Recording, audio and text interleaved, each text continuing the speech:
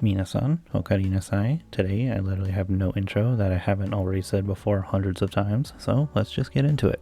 Nichika Omori, born October 15th, 1994, from Saku within the Nagano Prefecture. Currently part of a cross-entertainment agency. Shoutouts to Furihata and Uchi from Love Live. As a child, Nichika started to play the piano at the age of 2 and would also begin to watch Sailor Moon. While in kindergarten, she usually imitated the titular character and wished to become a magical girl herself. Around this time, she would also watch Gundam with her 4 older brothers, but she would not consider herself a fan of the series until she reached junior high. This was also a main inspiration for her to become a voice actor, so that someday she could have a role in the series. Before that, though, eventually she had a desire to participate in her school's production of Journey to the West, but her teacher would actually tell her to try out narration and speech contests instead.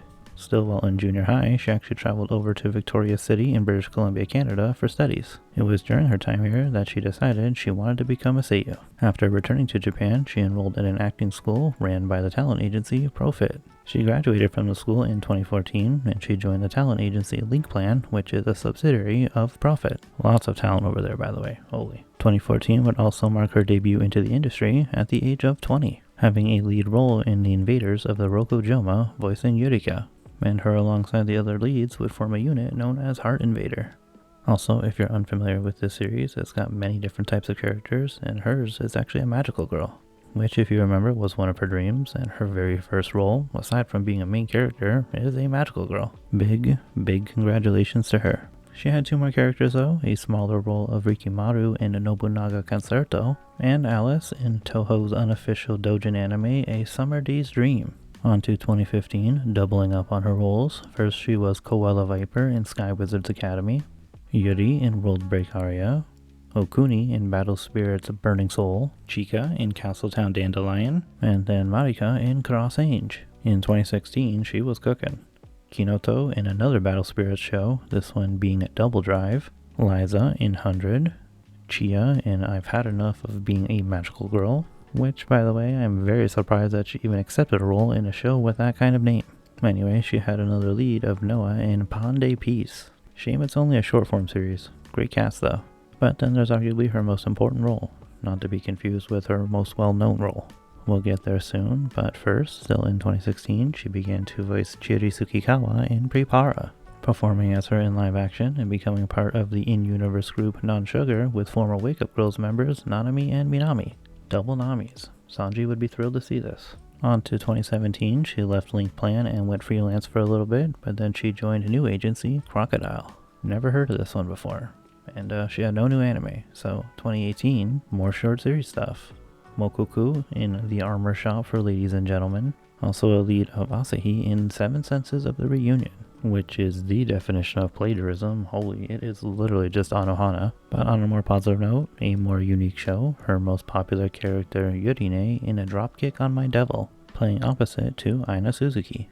In 2019, Nichichan got 3 new roles: Mizuna in How Clumsy You Are, Miss Ueno, Emi in Oh Maidens in Your Savage Season, good show, and then there's Peronia in that year's season of 7 Deadly Sins, that season being the really bad one with a very questionable animation. 2020, she joined Denanbu as Hina Minakami in the group Harajuku, her second multimedia project, which is good because that means a consistent job. She also had a fair amount of new roles, a lead of Rain in Darwin's Game, which is actually her character with the most favorites, though I feel her dropkick character in general is more well known. Anyway, she also voiced Enna in Science Fell in Love, my personal favorite of hers.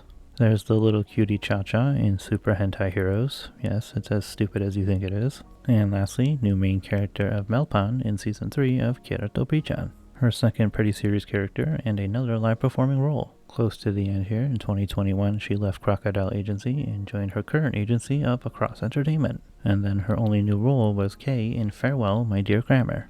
2022, some new roles of Juliet in Do It Yourself, Sakura in Love Live Nijigasaki, then Arya and Higesora in My Isekai Life, and finally Mira in She Professed Herself Pupil of the Wise Man. Keep this show in mind for the fun facts. In 2023, she announced on her Twitter that she had married music composer Yunomi.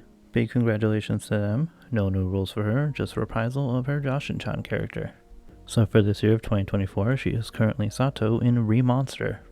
And that's about it for her. Actually really shocking to me that she doesn't have more roles. But of course, over the years, having unnamed or very minor characters in shows like the quintessential quintuplets, Ao no Orchestra, Kemono Jihan, Not Only Pride, Blade Runner Black Lotus, Monthly Girls Nozaki-kun, Rainbow Days, like 5 different characters in Pandora in the Crimson Shell, and then in Demon Slayer, specifically the Swordsmith Village arc. Having music credits in Do It Yourself, Josh and Chan, My Isekai Life, and Invaders of Roko Joma, but all sang with other cast members. Also, sadly, no singing career for her, so no solo lives, and her concert appearances only include a handful of Denonbu shows and maybe 10 or so PriPara and Prichan events, having both Denonbu and Prichan events very recently. Now, a final career thing would be video game roles. Everything you can see here. Nothing too big, but huge shoutouts to Crash Team Racing. Then on her agency, some other roles she has noted are King's Raid, Moe Ninja Girls RPG, sounds great, and Final Fantasy Brave Exvius. Onto the fun facts, of which I barely have any unfortunately. Couldn't find too much subtitled content about her.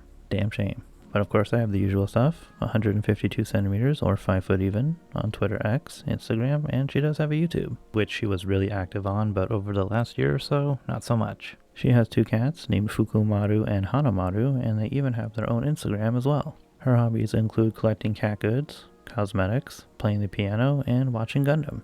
Speaking of Gundam, she still has yet to get a role in that series, and we know for sure there's going to be one Gundam anime every single year until the end of time, so let's go, get her in the series already. She has qualifications to be a cat sitter, she is actually a cat specialist, as well as a dog breeding specialist. And finally, the really fun fact for all the viewers of English AniTubers, Nichika has actually appeared in a video by Connor, aka CDawg VA, where he was practicing his voice acting, and she even played a role opposite to him in a practice recording of People of the Wise Man, the anime that I mentioned earlier. And then he interviewed her afterwards. I remember seeing her in the thumbnail when this first came out and being extremely shocked and very excited to watch. Man, it was great. Highly recommend. Even if you're not a fan of him or her, you could still watch just to see what voice acting training school is like over there. Anyway, with that, we have also reached the ending. I hope she gets more relevant roles in the future, preferably something like really big, perhaps in whatever the next big shonen series will be. Thank you so much for watching. If you enjoyed or learned something new, please do leave me a like, and also join me in the next one about an absolute god tier voice actor who has influenced many people of the current generation, and even created an iconic pose that you always see in anime. I look forward to seeing you there.